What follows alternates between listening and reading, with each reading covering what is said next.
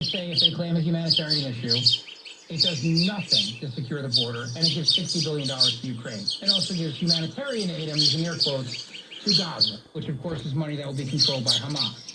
But here's what Nikki Haley said. Take a listen. Well, I still have you, Ambassador. I do want to get your take on this border bill. Donald Trump has famously said that Republicans who vote for it should be ashamed of themselves. We're going to have Senator Langford with us shortly, who's amazed at the response it's getting and wondering if maybe that could be because Republicans might feel that they're in a better position not to have something like this, that it could help Joe Biden and it wouldn't help them. How are you on this? There's two things going on here, and we have to speak hard truth. First of all, everybody's tired of a do-nothing Congress. I mean, can they do anything? Because we've seen nothing out of Republicans or Democrats. They have an inability to get anything done. The second thing is you can't have Trump sitting there saying don't do anything until the election. We have a completely open border. America's acting like it's September 10th, and we better remember what September 12th felt like, because it only takes one person to cross that border to create a 9/11 moment.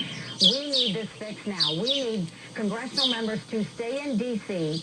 and not leave until they figure this out. Does that mean this measure, I know you said it has warts and some issues like that, but if this is all it's going to be, with maybe slight variations, better this than nothing? Well, I think, first of all, we do know what Congress does. When they pass something, then they wipe their hands and say, we already did that. If they're going to do this, they need to do it right. The one part I like about this bill is I like that it strengthens the asylum requirements. That's very important. We haven't had that, and we need that. The part that I don't like about the bill, it doesn't require remain in Mexico, which is very important at keeping them from coming on U.S. soil in the first place, and I don't like the 5,000 limit. We don't want anybody to come in. We can't say only when 5,000 people have crossed the border.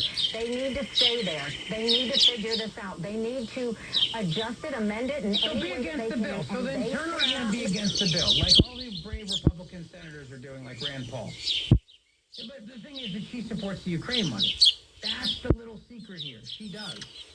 And I'll read you some tweets from Senator Rand Paul. There was a story that I'm pretty sure we covered last week.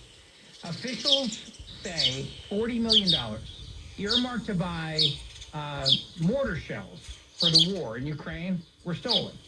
Ukraine says corrupt officials in the government stole $40 million of U.S. aid meant to buy arms for the war with Russia.